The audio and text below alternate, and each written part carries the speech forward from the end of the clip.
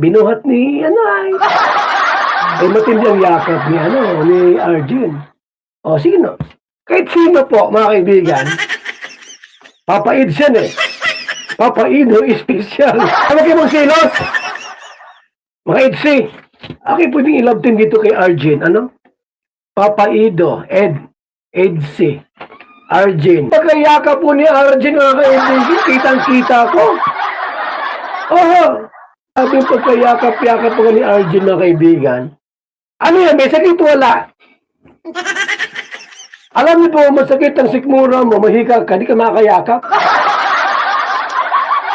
Dinanas ko yan, ako'y mahika noon, bakit nakalakyakan? Siyempre po, masakit sa dibdib. Grabing yakap niya. Talaga mga kaibigan, no? Sabi ko, ay may isahan si Beyonce. Mabuti-buti kayo at alam niyo po ba, uso ang gayaan ngayon. Uso yung ganyan. Pwede kayo magiging mapagbantay, mapagmatsyag. Mawalang idsi. Kasi yan, kahit mulat-mula pa, ilang taon na sila, ilang buwan na sila, sa kasi Beyonce, Papaido, ang idsi. Hindi pa po nagawa ni Beyonce ang kulambitin sa liig ni Papa Eds.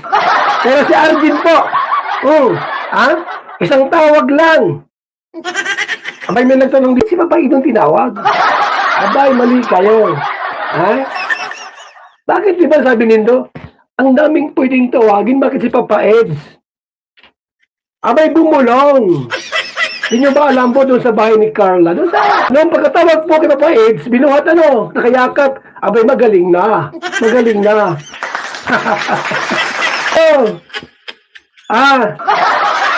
Yan ang Arjun, mabilis pa sa tuko. Ganyan dapat ang isang babaje. Pag pinahina kayo, abay baka mawalang edsi. Huwag naman po sana. Mabilis si Arjun. Mabilis si Arjun, mga kaibigan. Mabilis. Hindi na ingat si Papaido, si Arjun. Nato. Ingat ka. Mas bagay po si Beyonce kay Papaido. Walang tatalo dyan. Wala. Huwag na po sanang muling dumikit si Papaido. Ang mga po muling nagkasakit. Sumakit yung sikmura, yung puso, yung tiyan, inasma. Matawag kay Papaido, Papaids. Si Arjun may sakit. Huwag ka nang pumunta, Papaids. Huwag mo nang ulitin yan. Ay, kitang-kita po yung pagkarga ni Arjun. Talagang, ang bigat-bigat mo, Arjun. Yumakap ka pa. Nakita ko po. May telescope niya. Kung naman, microscope, ginapit baga. Ngayon, baka sa birthday ni Beyonce, umarte si Arjun. Malay natin, umarte, no? Paeds. Ano po? Konting ingat lang tayo. Konting ingat lang tayo. Kasi si Beyonce po'y nasasaktan. Kitang-kita ayo. Telescope yung maray. Masakit yun. Ingatan natin ang ating mga sarili. Good morning mga kalingap, mga kaibigan. Narito na naman tayo sa ating YouTube channel at gagawa tayo ng panibagong reaction video. Dito sa reaction video natin, mga kaibigan, ang pag-uusapan natin ay yung live ni JP kahapon, mga kaibigan, at sinasabing basher tayo ni Arjun. Totally, ang magiging topic natin dito, mga kaibigan, ay si Arjun. Pero bago yan, ay shoutout muna kay Kuya Bal Santos Matubang, Kalinga Prab and Ate Edna, at sa lahat ng ating mga viewers, kay Gisa Bicolana, Ate Be Considerate, and Mamisti Kayons, and Sugarcane Channel. Kumusta na kaya si Sugarcane Channel at Ate Be Considerate? Hindi na natin nakikita sa ating mga YouTube channel, pero okay lang na hindi natin sila makita. At least andyan naman siguro sila. Pero shout out sa inyo at mabuhay kayo, mga kaibigan. At shout out natin po sa mga pretty nanay natin dyan. Shout out po sa inyo. Maraming salamat sa inyong mga suporta sa lahat ng ating mga viewers. So ayun nga, mga kaibigan, dumako na tayo sa ating topic for today. Wala akong sa inyo na video at hindi tayo kumuha ng clip At doon nga sa live ni GP mga kaibigan, ang ating napag-usapan doon ay about sa nakita natin. About sa nakita natin ganon. Pero hindi naman ibig sabihin ay ibinas natin si Arjen mga kaibigan. Sinabi lang natin kung ano yung nakita natin. Hindi naman natin sinabi doon na nag-aarte or kung ano pa man ang ginagawa ni Arjen. Ang sinabi lang natin doon mga kaibigan ay mahigpit ang pagkakayakap ni Arjen kay Papa Eds. Yan nun yung ating sinabi doon sa live ni GP at marami nagagalit sa atin at sinasabihan tayo na bias or sinasabi na basher tayo ni Arjen. Totally mga kaibigan, yun lang yung aking sinabi. Yun yung kasi yung nakita ko. Alangan naman gumawa ako ng kwento at gumawa ako ng iba. Ayun naman talaga ang nakita ko. Pinilay ko naman yung video mga kaibigan doon sa live na yon ni JP. Kaso nga lang mga kaibigan mahina yung signal. Oh, di ba? Ano ba ang pagkakamali ko doon mga kaibigan sa nakita ko na talaga nakakapit sa leeg ni Papa Ed si Arjen? Oh, ayun naman ang sinabi ko doon di ba? Wala naman ako sinabi na pangit laban kay Arjen. Wala rin akong sinabi na Arjen ganito ka rin Bakit ba namin yung nagagalit sa akin at ako daw ay basher? Hindi. Nagbase lang ako mga kaibigan doon sa nakita ko. Nagbase lang ako doon sa aking napanood. Diba? Wala naman ako ng conclusion. Wala naman ako sinabi na kung ano. Basta ang sinabi ko doon sa live na yon natatawa kasi ako Ang sinabi ko kasi doon mahigpit ang pagkakayakap ni Arjen sa liig ni Papa Eds. Oh, di ba? At ito nga mga kaibigan, at sa live nga ni Kuya Bal Santos Matubang kagabi ay napansin din niya na grabe ang yakap ni Arjen sa liig ni Papa Eds. Oh, di ba? Grabe ang yakap mga kaibigan, mga kalingap. At yun ay nakita din ni Kuya Bal Santos Matubang at nagsuggest nga si Kuya Bal Santos Matubang doon sa kanyang live. Marahil yung iba hindi siguro nakapanood, panoorin nyo. Ang suggest ni Kuya Bal Santos Matubang, mag-ingat si Papa Eds sa mga kababaihan.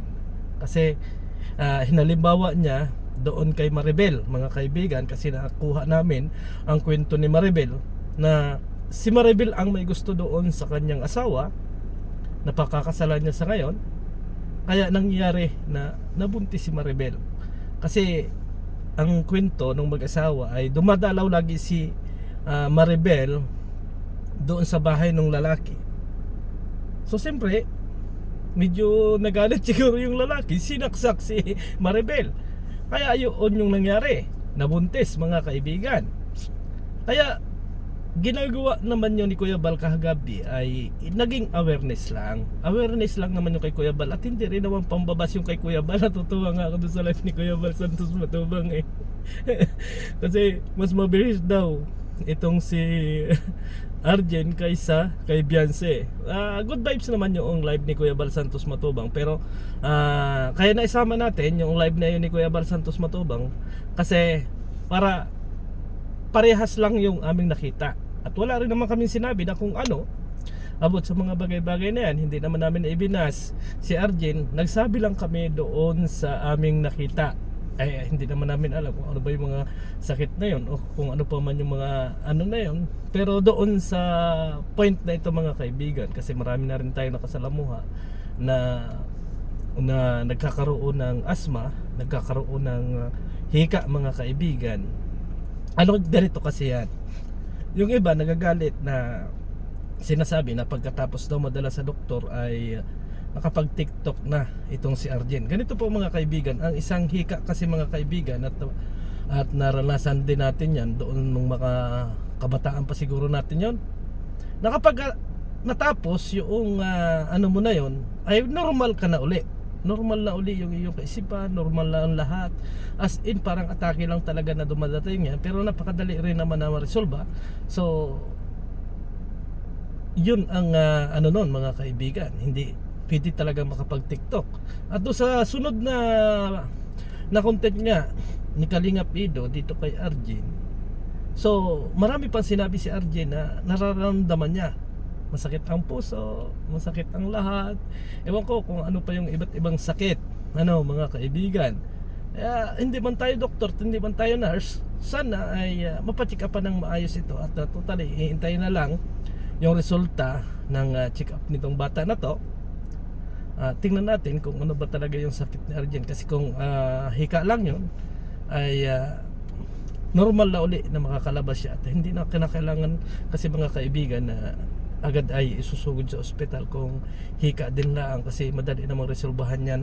Gawa lang kayo ng paraan or meron kayong nebulizer na laging nandiyan sa katabi ninyo para kung halimbawa ay magkaroon kayo ng kaunting asma ay malalagyan na kaagad or mariresolve na kaagad yung ano. Pero hindi ako basher mga kaibigan na ba't kayo galit na galit sa akin?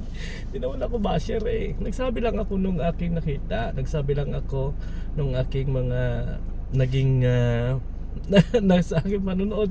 Kayo naman mga kaibigan, di ba, nanonood din naman kayo. So sinasabi din ninyo kung ano yung mga nakita ninyo. At totoo rin naman yung sinabi natin doon sa live ni GP mga kaibigan, na kasama ni Papa Eds si Biancy, kasi napanood natin yung vlog na yan at nakita din natin yung kaanyo ani Papa Eds